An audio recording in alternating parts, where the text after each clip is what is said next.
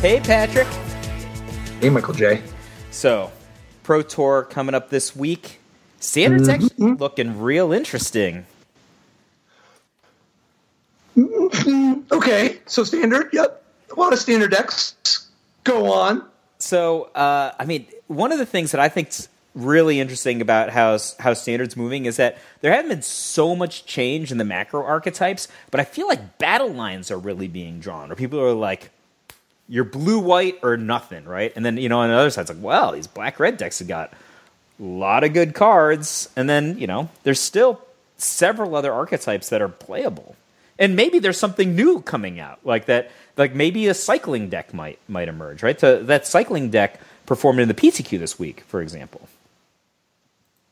Yeah, but we didn't really see too much of an upheaval this past weekend, right? Like there were a couple new decks, but like for the most part, we're seeing a lot of blue-white Teferi, red, maybe splash black, sometimes a little bigger, sometimes a little smaller, and then some amount of constrictor or white-black decks, right? Or I guess mono green. Like there's decks to be sure, but they're all the same decks that we saw 2 weeks ago, right? At least at the top, right? Or are you talking about the new players like that cycling deck? I actually think part of it for me is that it's not. I agree. It's a lot of the same archetypes we've seen from the beginning of the standard with Dominaria.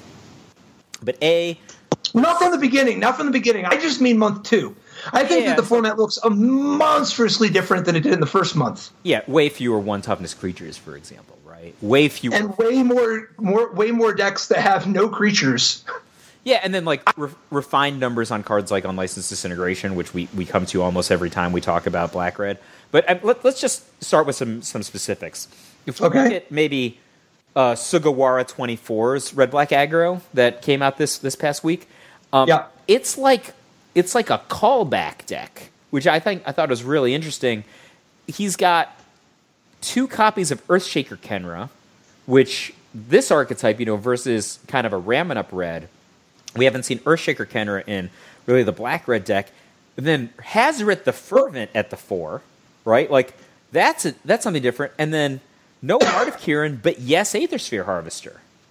So this one's kind of interesting to me because it looks like it's the blend of both style of red decks. It looks like what if we just average all the red decks together? How many Earthshaker Kenras? Well, half the people played 0 and half played 4. I guess I'm playing 2. Yeah, no, I actually don't hate having the small numbers of some of these different types of proactive threats. They're better in certain spots. And Earthshaker Kenra in particular, I think more people should be considering playing small numbers of Earthshaker Kenra. In reality, I think this is one of those deals where there's actually 9 2-drops. He likes Kari Zev better than Earthshaker Kenra, but Kari Zev's a legend. Still played 3.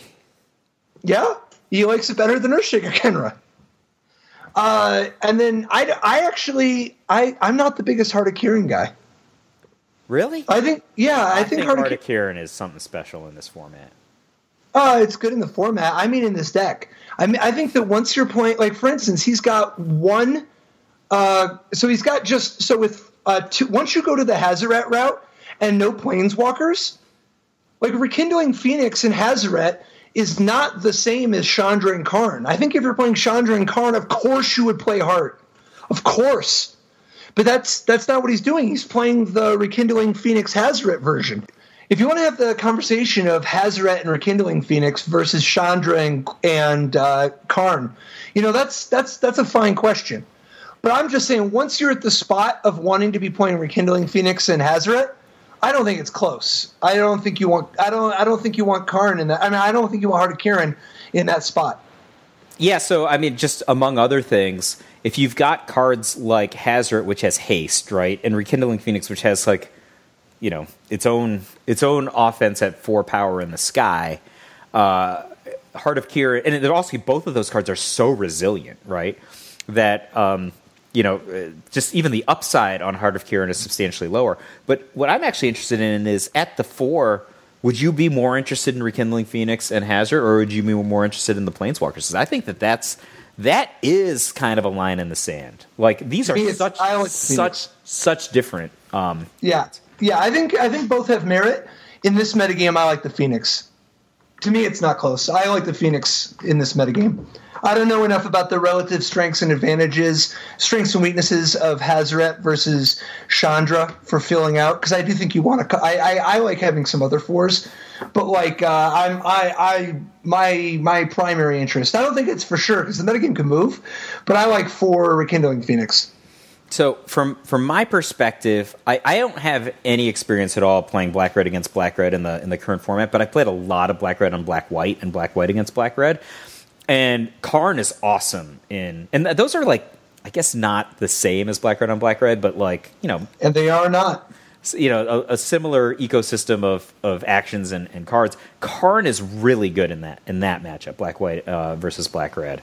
Yeah, but nobody plays that anymore. It's no matter what you play, you're going to have an advantage against Black-White. The red-black deck is just really good against white-black. Just the better Black-White deck. Well, it is, except that you can build the white-black deck. I think if you wanted to play white-black, you could play a white-black deck that's like better against red-black, for instance. But you're never going to beat a Teferi deck that way. So here's the thing that I think is real interesting about this. Because of what you've just said, that people are flocking away from white-black, is one of the reasons why Rekindling Phoenix and Hazaret have gotten so much better. Because Hazaret is like unstoppable in the mirror. It's just bad against Seal Away, right? Yeah. Like, so if you have this act, is there even any way to deal with it in the mirror? Like a Lucky Doomfall? Like, there's not a lot of ways. Yeah, there's not a ton of ways. Some people play the super technology black enchantment. What's it called? The 5-cost one that Edict, one of many cards that edicts them for 5 mana. Oh, the one that and then rebuys? Yeah. Oh yeah, that card's sweet. I can't remember the name of it either, but we all know what it is, right? It's the 3 chapters, edict, discard, and then rebuy. Right. But yeah, I think like that's actually really enabling this. But maybe if you're thinking all in for Black-Red on the aggro end, like maybe we could see 4 Hazarets again. Who knows? Yeah. The Eldest Reborn is like, just about the only other answer. Each opponent sacrifices a creature or planeswalker. Yep. But man, can that card miss badly. It's so expensive. But I don't know. I think, and then what do you think about Aether Sphere Harvester? It's a good anti-Heart of Kiran card, kind of, also, right? Yeah. No, it's good in the mirror. So, and the semi-mirror. Yeah, I think the Harvester's pretty good. I also one of the reasons I like Harvester in a deck like this is that Soulscar Mage is actually like a surprisingly good crew. You know what I mean? Like, I mean, he's got to do something, right? Like, and he's not playing Bomat Courier in this one, but Bomat Courier or Shaker Kenra. It's funny, but it's funny to think of crewing with Earthshaker Kenra, but I mean, but those guys, Karyazev also, like mid-game. A big part of the Harvester thing, though, is also just the advantage against these blue-white decks. Just wanting to diversify your threat package even more. Because it's resistant to Fumigate? And all that stuff, Like, it's resistant to a lot of things. Like, it just keeps making things awkward for them if you've got, like, Rekindling Phoenix, Hazaret, Aether Sphere Harvester, Scrap Heap Scrounger. It takes a lot of work to beat these Teferi decks. Let's talk about the innovations in the Teferi decks for a second. So, Romani, who won the PTQ this past weekend, if I'm not mistaken, kind of, like, back to playing some Torrential Gearhulks in the main. That's, like, the big movement from the past couple weeks where we've seen either like one Gideon and no creatures or like no way to win other than Teferi. Yeah. And I don't know. I don't know if Torrential Gearhulk's the one I'd want, but it's a good card. So like there's a floor on how maybe I'm a sucker, but I still like the Pull from Tomorrow style. So in some interesting aspects to the movement in Romany's version is when you're playing Torrential Gearhulk, cards like Gideon's Reproach get some value versus Seal Away, right? Like Seal Away is an enchantment, so you can't rebuy it with Gearhulk. But Gideon's Reproach, that works. But Syncopate seems terrible to me in a deck with Torrential Gearhulk. But it's pretty good in the format because, like, it's actually like. Would you like? Okay, do you like Syncopate in the mirror?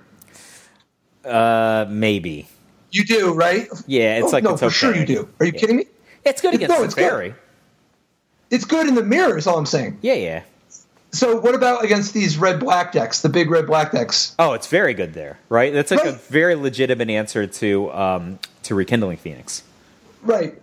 So, like, what about the Verdurous Gearhulk decks? That's like where it's at its worst. It's still good against the Chainlight Ranger decks. See, the thing is, like, those decks are those matchups are so volatile. Like, if they go first and if they draw Land Werewolves, it's a completely different game. I know. And I'm just saying that's like a pretty high floor.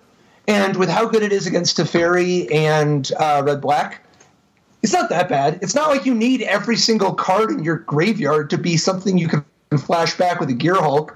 You've got plenty. I don't know. I can't get into Gideon's Reproach. I can't do it. He only has one copy. It's not like he's married to it. I know, but I can't get into it. I don't know, man. You know, I could super get into in Romany's list, though? 10 extra ways to win in the sideboard. 3 Knight of Grace, 3 History of Benalia makes 6, 2 Lyra Dawnbringer makes 8, and 2 Gideon of the Trials. Like, Romany is really embracing the what if I lose game 1? Because the deck is not fast. I really like his sideboard. It's not just all about what if I lose game 1. It's also he's got different threats and different plans for different decks. And I just think that this is a really smart, diverse mix. If you notice, 3 History of Benalia is token making and an enchantment. 3 Knight of Grace is a cheap creature with a protective ability. 2 Lyra Dawnbringer is a big boom Baneslayer that if you don't have a kill spell for, you win the game. Very good. And 2 Gideon of the Trials is a different Planeswalker than this is an extremely diverse mix of extremely powerful threats. I really like this sideboard. Plus, I really like, as far as the 5 other ones go, the Ether Meltdown to Invoke the Divine and to Negate, I also like that. So I'm a big fan. Once you have his main deck, I'm a big fan of this sideboard. And his main deck's fine. It's just Gideon's Reproach that I'm not a buyer on. So if you're going to play Gideon, and there are some other potential Planeswalkers you might want to play, like just throwing it out there. I mean, I'm not saying you should, but there might be some others. What about Dijeru at 5? Is that insane? Because the key card is Teferi, right? Like, having more Teferis might be a thing. Is this insane to play a card like that? To play Dijeru? Yeah, it may be in the sideboard, probably not in the main deck. But like you could be in a situation where the opponent doesn't have his Essence Scatters anymore. It just like loads you up with a relevant card. I mean, I don't know. Yeah, I don't know. I don't know if insane is the word I would use. But are you getting enough advantage?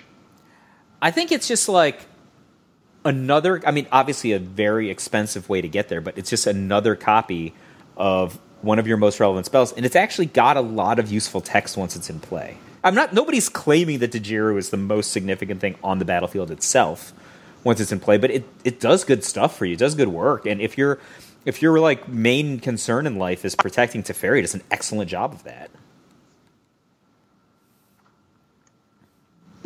Okay. Maybe.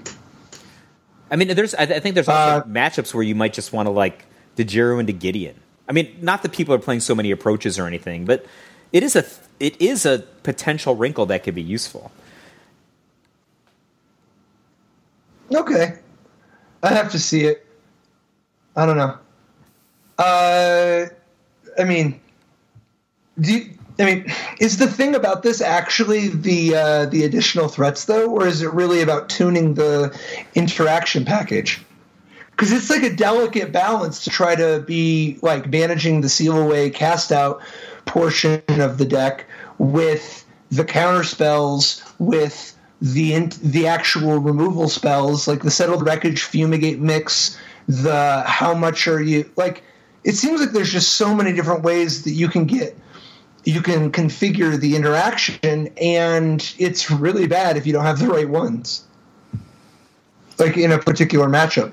Yeah, I of course agree with that. I actually think that part of it is, I don't know, maybe you're not going to catch people in the mirror match, let's say, so much with their essence scatters down, because they might just have an expectation that you're going to bring in creatures, to try to punish them. It was pretty common for people to bring in cards like Regal Caracal back over the summer, which was like flat out bad in the blue-white fights over the summer. But it was better than having another Fumigate or Settle the Wreckage. So maybe, because Essence Scatter is still great against Torrential Gearhulk, which is obviously played in Romany's main deck. Yeah, but Torrential Gearhulk's just not that. It's just Torrential Gearhulk's not that played. Well, it's okay. I'm just imagining a situation where, let's say, you're playing blue-white on blue-white. Like, what might somebody think about taking out? I think that they'd be loath to take out Essence Scatter before they took out some of the other anti-creature interaction first. Sure. Yeah, but I'm not talking about the head-to-head and the tuning there. I'm talking about just in terms of the main deck interaction cards. What was right for this week is not necessarily what's going to be right for next week. And, like, for instance, is the format about to prey on the use of Seal Away? Like, Seal Away is not the most reliable form of it. It's great, power level-wise. It's not the most reliable, though, right? Like, there's a lot of things people could be doing against it. Oh, sure. It's, like, flat-out bad against some kinds of threats, right? Yeah, definitely.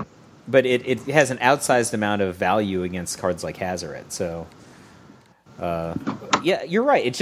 It really depends. There's so much customization, even that we've just seen in the black-red archetype. Like, there's probably 40 spell slots or something that people can reasonably play in black-red in their main deck. Like, they're going to have a core of 4 Scrap Heap Scroungers and apparently at least 2 Unlicensed Disintegrations, which is crazy to me. But a lot of the rest of it is up for grabs. Like, how many copies of Chandra, Rekindling Phoenix, Karn, Glorybringer? We've seen anywhere from 0 to 4 of every one of those cards. Well, I mean, like, who do you want all the Unlicensed Disintegrations against, out of curiosity? I think they're okay against blue-white, like, depending on what they're... No, they're not. No. All right, so they're not. They're horrible against Brad's deck, right? But I guess they're horrible against the Gideon. They're horrible against all these blue-white decks. All right. But they're playable or better against every other deck in the format. Playable or better is not the metric. Okay, somewhere between playable and insane against every other deck in the format. They're great in a lot of matchups, right? So, how are they against the red decks? Okay, not good against the card Hazoret, not good against the card Rekindling. They're like I don't know, below average. What about Karn? Are they pretty good against Karn? Not good against Karn. But very good against... At least they have to be good against Scrap Heap Scrounger, right? No, not good against Scrap Heap Scrounger. But, like, good against the vehicles, pretty good against Chain Whirler. No, they're not that good against Chain Whirler. Why? Because Chain Whirler already got his money? Right, and you're aspiring.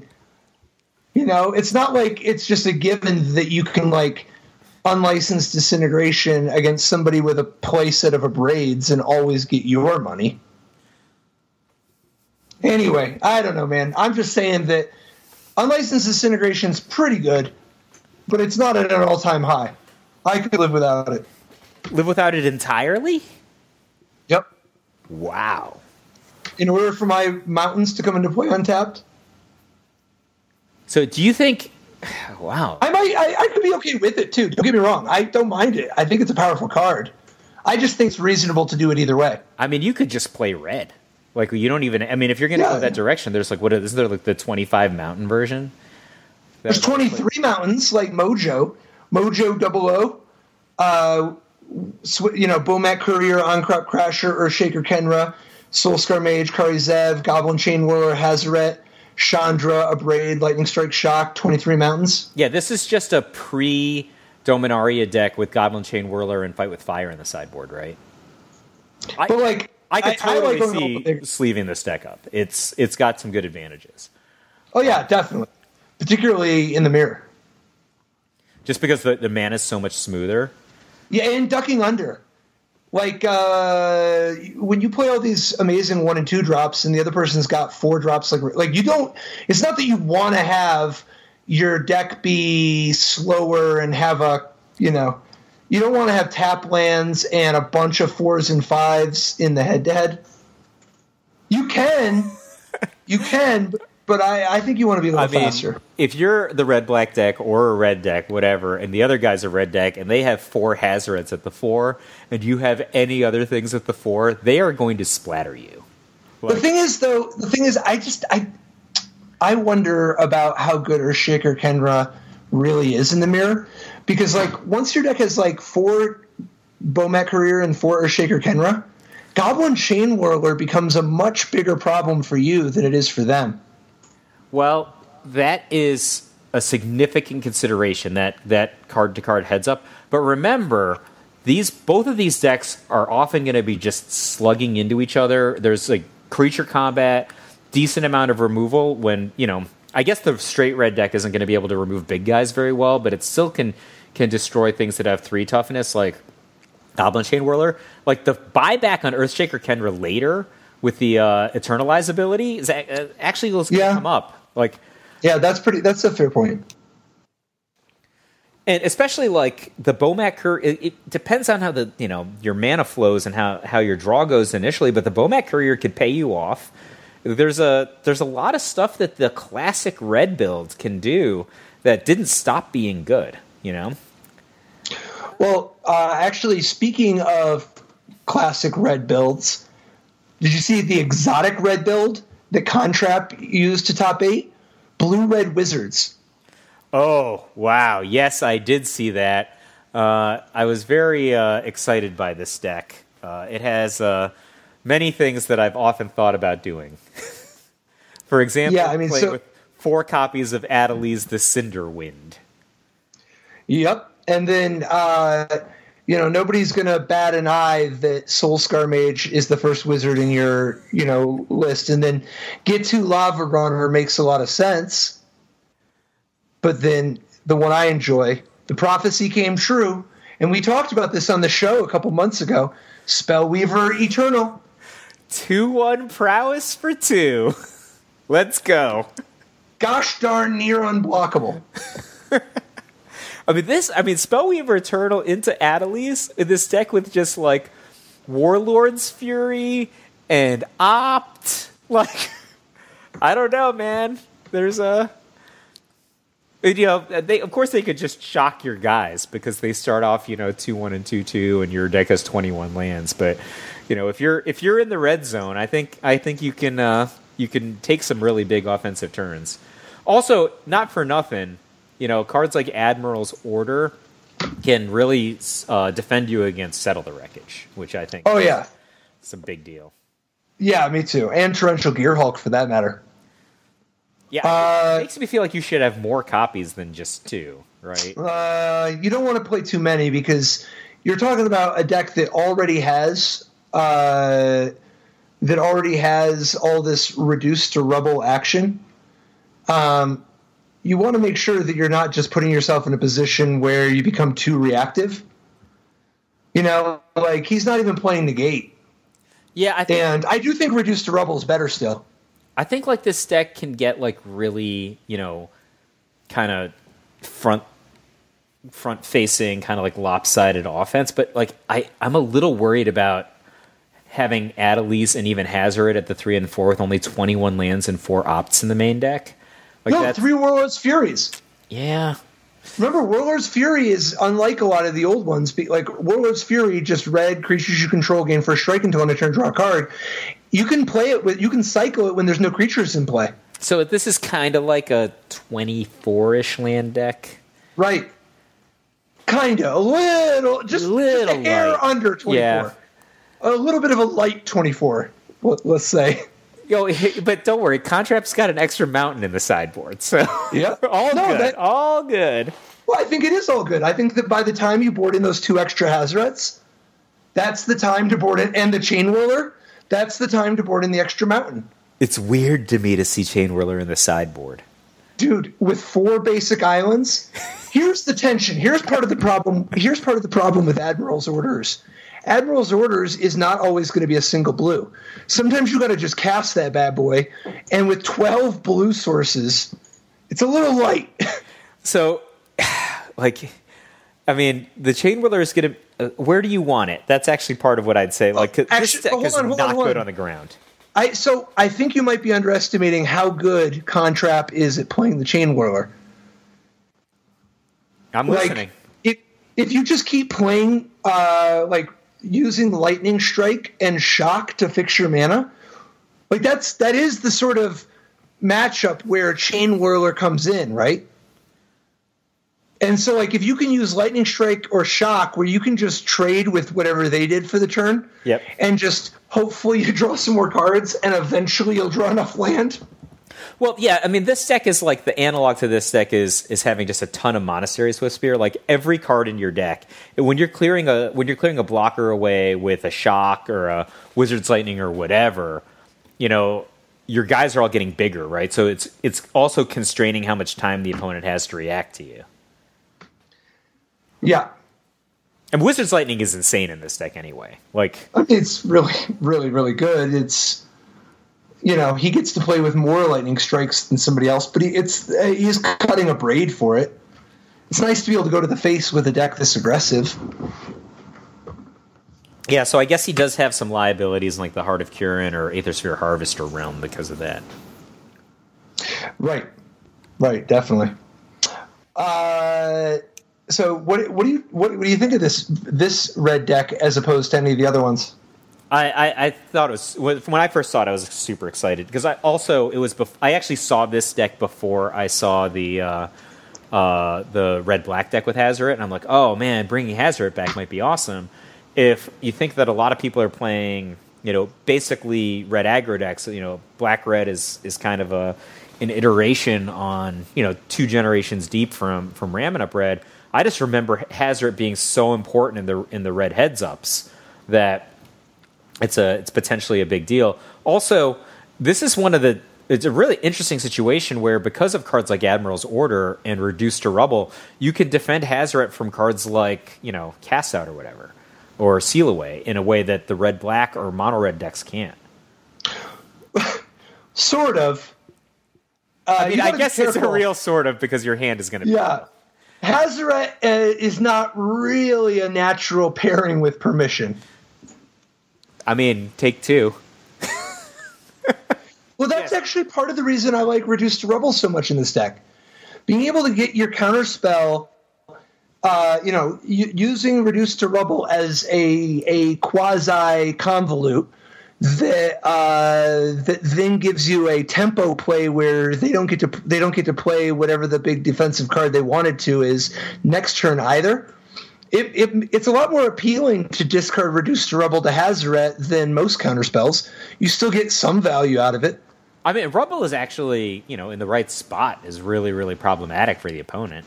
If they're trying to get to a certain mana position in order to react to your the momentum you have on the ground, you can Rubble them and then get a bunch of wizard triggers. Let's say they're playing one of these blue-black decks. Margin Calls, blue-black mid-range deck that's the Scarab God, Ravenous, Chupacabra, Vraska's Contempt, Liliana Death's Majesty, Champion of Wits, blah, blah, blah. So, in a deck like this, if they tap out for the Scarab God and you counter it and then also make 3 of their lands unable to untap next turn, that's going to leave them with just 3 mana. And they're not going to be able to play something like Chupacabra or Vraska's Contempt level. That's such a big tempo play because if they whatever they were already doing, if they were already behind, Now it's like you've effectively taken 2 turns in a row of pressing that same advantage. And if you have Adelies in play, like all these plays that you're making are just explosive amounts of like prowess triggers and +1/+1s. And so, yeah, I think. Oh man! Good. Also, the permission is pretty good when your guys are like, 1, 2, and 3 casting costs, and their removal is 4 casting costs. Like that's, I'm into that. I mean, they still have fatal pushes and cast downs. This blue-black deck has a ton of removal. They also have Walking Ballista. Yeah, I agree. I agree with everything you just... Walking Ballista is going to be probably going to walk into some permission sometimes. Dude, It's not very good against the blue-red deck at 1 mana. I'm sorry, at 2 mana. I love the Chart of Course here, but I wish there were 4. I still think Chart of Course is just like... It's like in the running for most underplayed cards. I mean, it's good in this deck, and it's good even if you don't have the attack trigger, right? Like, because digging. Would you consider playing a 4th Chart of Course and cutting a land? Because the Chart of Course can replace your land anyway. I don't know. I would consider all the cards. I'm just saying that Chart of Course. I don't know enough about its mana ratio to know for sure if 25 or 24 or 26 is the right way. I wouldn't count on Chart of Course to fix the mana because I think it's going to be too important to play a 2-drop on 2, like a Kite Sail Freebooter, Glint Sleeve Siphoner, or a Walking Ballista. You don't want to fix your mana with Chart of Course. I just think the Chart of Course is so ridiculously good of a card that, like, I think people forget how good Tormenting Voice is. And Chart of Course is just so much better. So much better. So what do you think? I am into playing Chart of Course in decks that have 4 creatures.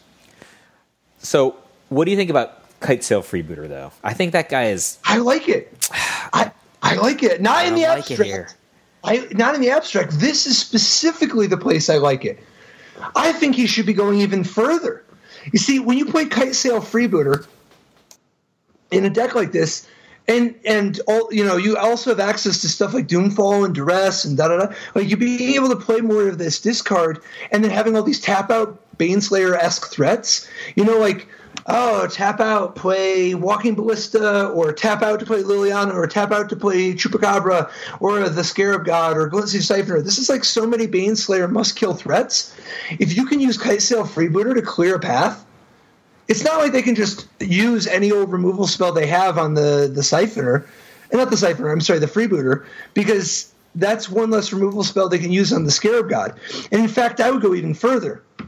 I would want to play Hostage Taker in this deck.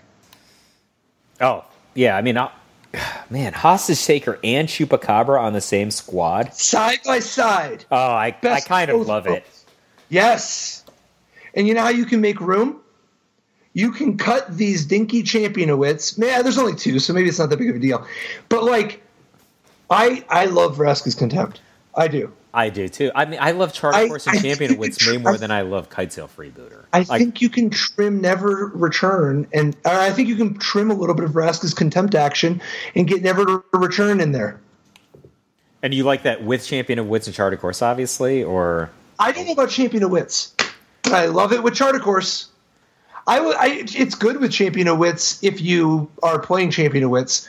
I'm just not 100% sold on Champion of Wits. Maybe it's good. I love Champion of Wits. I can get rid of my stupid Kite Sail Freebooter that way. Yeah. I wouldn't do it, though. I think you might want to try the Freebooter here, man. Although, honestly, though, not only is the Freebooter like borderline on his best day, I don't think this is going to be the best week for the Freebooter. So even if you were wrong last week, and I don't know that you were, but even if it was wrong to play the Freebooter in the past, I'm not as sure that it's going to be right in the future, because I do think that once people are back to playing stuff like Shock and like 11 cheap spot removal, I think that the Freebooter is like, I don't know. I also just think that you got to be careful against these blue-white decks, because I don't think that the Freebooter is necessarily actually solving your problems. Actually, this deck seems to me like, at least in a sideboarded game, like a nightmare for the blue-white deck. Nah. Right? You don't think? Like Argos Bloodfast, negate Duress, Freebooter, Doomfall? The reason he has literally a dozen cards to bring in is because he's definitely not winning game one. Oh, no. I said the sideboarded games. Right. This deck has got a way too much cast down Fatal Push and, things that cost way more than 2 mana for 2 power. It's not like the Chupacabra is the best beatdown either. Oh, no. There's a list of things that are inefficient offensively against blue-white.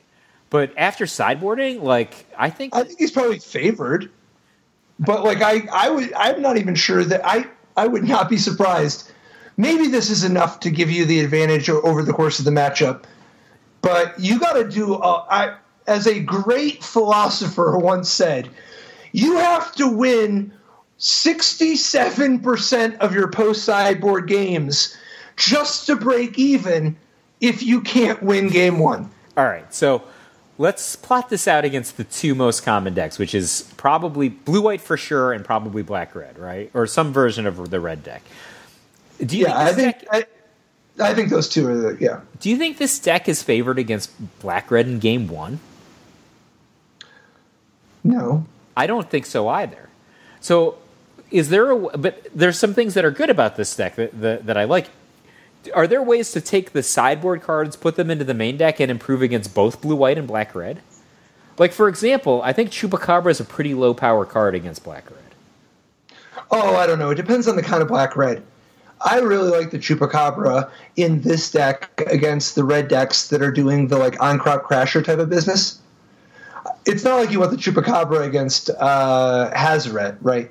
But if your opponent's playing lots of cheap spot removal and a bunch of on-crop crasher or Shaker Kenras, Ravenous Chupacabra is an excellent third member, third note in the song. Well, if they're playing the kind of Bomat Courier, Hazoret, on-crop crasher version, I think this deck is doomed. I was thinking if they were playing kind of the more unlicensed disintegration and a ton of 4s version, I think this deck has some play because that deck doesn't come out as quickly offensively, and you can theoretically get the Scarab God out and then take the game over. But I think that the haste version, the old Ramming Up Red update, is just going to maul this deck. Maybe. I don't know. I don't think so. I think it's going to be kind of close. Yeah, I think that this deck's really bad against Magma Spray up to its 5-drop. Of course, but they don't all play Magma Spray. No, but the haste deck will, won't Not it? No. always. No, they usually don't. They usually play Shock, Lightning Strike, and Abrade. Well, it's the control deck that plays Magma Spray.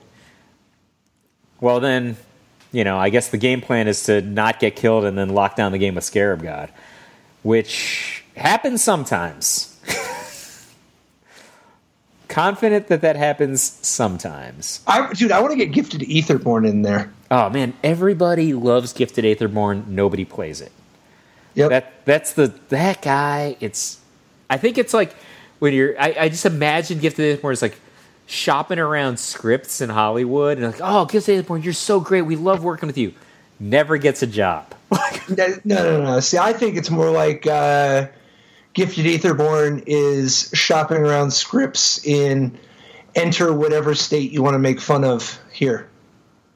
And, sorry, that was a Breaking Bad reference. So I think that Gifted Aetherborn or Field of Ruin, pick one.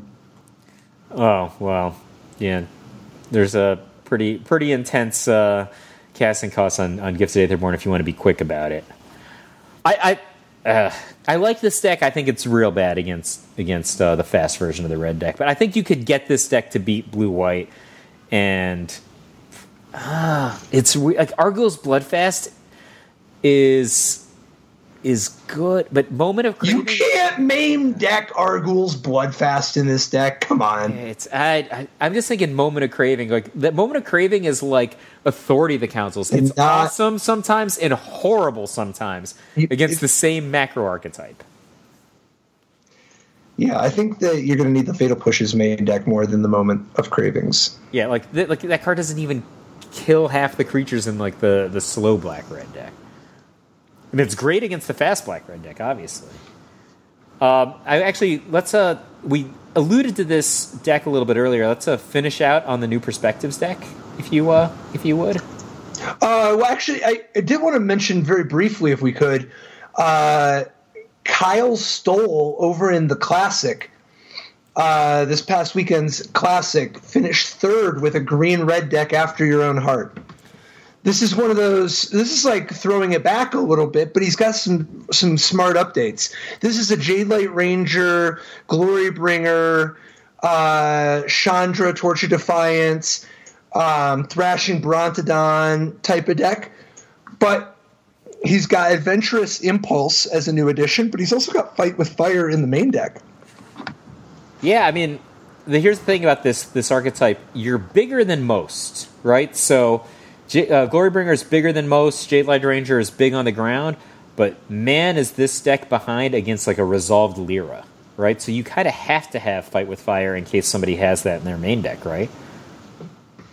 It's pretty good because one of the things you can do is if you play against a Teferi deck, it's actually not out of the question to stall the game out long enough to actually kick it. Yep. Oh, absolutely. I think that's probably... And then you can do 10 to the face. Yeah, not uncommon.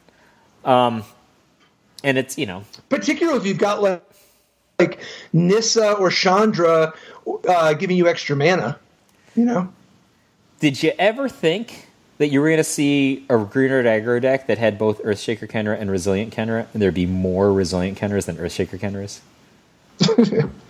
Dude, what about the old Arborback Stomper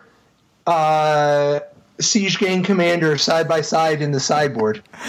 I didn't even notice the Siege Gang Commanders. I mean, Arborback Stomper is a card I always forget exists. The card's a little underrated. It's kind of nice with all these small red decks, right? Yeah, I mean, insofar that a 5 is nice, right? Like, it's kind of nice. Yeah, I guess one of those. Yeah, there's no skull cracks, so I guess it's always going to get you something. But I feel like something. It's going to get. Yeah, it's going to get you something. Yeah, but I mean, it's terrible to be like, all right, Arborback Stomper, and they're like, all right, Glorybringer it. Like, and then like, all right, I gained 5, I guess, so the Glorybringer's still there. How do you feel about the struggle to survive?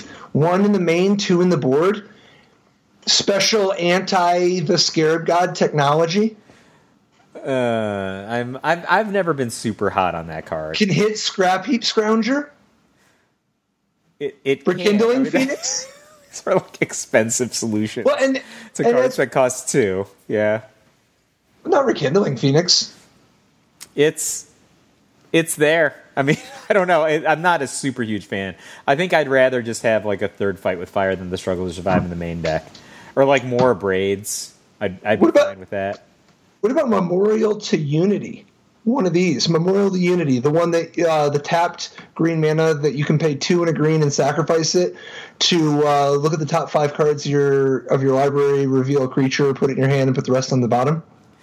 I mean, that seems like kind of a corner card or maybe a test case card to me. You like it? It seems like kind of an expensive way to do this. So the only thing I don't like is that I have trouble wrapping my head around Memorial to Unity over the 4th Adventurous Impulse. But I agree. That said, I actually really like having I actually really like having a one of. Like I think that in this deck, when you don't draw your 4 Llanowar Elves, you want to make sure that you're moving your game plan forward. And I think that just 4 Sheltered Thicket, 4 Adventurous Impulse could be enough. That could be enough. But I don't hate having 1 Memorial to Unity because I love getting some kind of value on the first turn. Well, here's the thing. Every single time you go into like an attrition matchup and you get the Memorial to Unity with Jadelight Ranger, you look like a genius. Like right. You're just like, I'm a genius. Yep, I did that. The place where I'm actually interested in Memorial to Unity a little bit more, though, isn't red-green. It's black-green. The black-green deck, first of all, doesn't have a cycling land, right? So it's actually more natural for the green-black deck to need a turn 1 play. Second of all, if your deck is so high leverage, like the green-black deck, the difference between Verdurous Gearhulk and some of the other cards you could find, it's actually like a really big deal to find your Verdurous Gearhulks. And even just pulling together the Walking Ballista Winding Constrictor combo, I actually just think that green-black is like a deck that could actually realistically activate the Memorial to Unity and then have the card they get matter. Yeah, I think that you're Fighting a Chupacabra also. Yeah, their top end is so different. See, the green-black deck, despite having so many creatures, like the quality of those creatures over the course of the game is very, very different, right? Like, because they have specialized, this thing removes this thing makes something bigger, this thing makes mana. They have like such different functions versus like here in this green-red deck, with the exception of Glorybringer, most of the creatures are just like, I mean, even including Glorybringer from this perspective, is like they're all offensive, and for the most part, high leverage in terms of power to casting cost. Yep. So what's the last deck? Yeah, so we only got a minute here, but yeah, the cycling deck. Of course, and this is a different take on cycling. This is like the top 16 list, right? Or top 6 from the top 8. Sure, yep. From the PTQ. So 4 Sheffet Monitor, 4 Vizier of Tumbling Sands are this deck's only creatures. But I think that those cards are not very commonly cast. They're usually cycled, right? And then draining you with Faith of the Devoted, or using new perspectives to get a massive long-term advantage, and four copies of Shadow of the Grave to rebuy. I think this is really going to be most of the time you're just going to kill him with Faith of the Devoted, because this new perspectives deck, unlike most that we've seen in the past, this is one that when it goes off, it's drawing the whole deck. It's drawing everything, because to start with 3 New Horizons and 4 Gift of Paradise, this is a deck that can make its lands produce more than 1 mana a fair bit better than a lot of previous ones, which then makes the untap ability of Vizier of Tumbling Sands that much better. And what's more, with a full 4 Shadow of the Graves, if you drop New Perspectives and can cast Shadow of the Grave, it's often just going to be like a draw 20. It'll be like it snowballs, and then once you've done that, you're going to draw your whole deck, and you'll have all the mana you could possibly want, and you can just do everything. Because remember, even if you draw your whole deck, you can still cycle all of your cards and kill them with the Faith of the Devoted trigger before you draw let any of the card draw abilities resolve. Oh, that's cool. Yeah. And the use of the Vizier of Tumbling Sands and Sheffet Monitors is really about the cycle and net mana when you're cycling off of the New Perspectives. This build is very, very, very much trying to be all in on a giant turn where you just keep, like, this deck is set up to try to really exploit the slower mid-rangey decks. So what do you do if your Faith of the Devoted goes to the graveyard? Well, be careful next time. But what's more, you do have access to Sheffet Monitor and Vizier of Tumbling Sands to try to win with. And I guess if you have, you can build up a huge level of card advantage. So maybe you will get to draw your whole deck. Like, you get to draw your whole deck. And you can put some +1/+1 counters on your Sheffet Monitors. And, to that end, there's at least a Faith of the Devoted in the sideboard and 4 Drake Havens, because I guess don't make their creature removal good in game 1. Yeah, I'm a big fan of that part, too. And then 2 Archfiend of Ithmir and 2 Kefnet, because you're going to need a lot of interaction against the blue-white decks. Like, a lot of threats and interaction. This is definitely board 13 cards in against blue-white. Just landing a Kefnet on turn 3 is probably... I don't know how effective it would be, but it seems like it would be pretty cool to me. Oh, I think so, too, particularly since they're going to be loaded up on negate-esque cards. So, like, Kefnet is a great look there, but they might have Syncopate if they're smart. Well... Yeah, I think this deck is sweet. I think this is a really, really cool take, a fresh take on the archetype. Like, the use of 4 Shadow of the Graves in order to push it to go super, super, super hard. I think it's a really cool metagame call. I still I still think I would be on the page of playing one of these lame good card decks like red black or white black or blue black or blue or play a blue white Teferi deck. But I think this is a really cool deck. I'd love to see it if at the Pro Tour something like this broke out. If nothing else, to see it go off on camera against one of the good card decks. Oh yeah. This one goes big. When it goes off, it means it. This is not one of those, grind it out. No, this one goes all the way. All right. Well, we'll see. Good luck to you, Patrick, if you... awesome. Yeah, thank you, man. Bring it hard at the Pro Tour this weekend. I'm looking forward to it.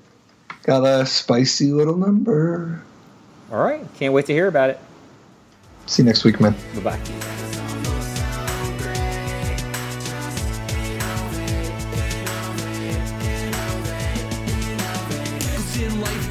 So great. Tried to play dredge, use a jailer hate. Ghostly prison waiting for my untapped phase. Your core trapped in amber stasis. Lost a lot of friends, got left behind.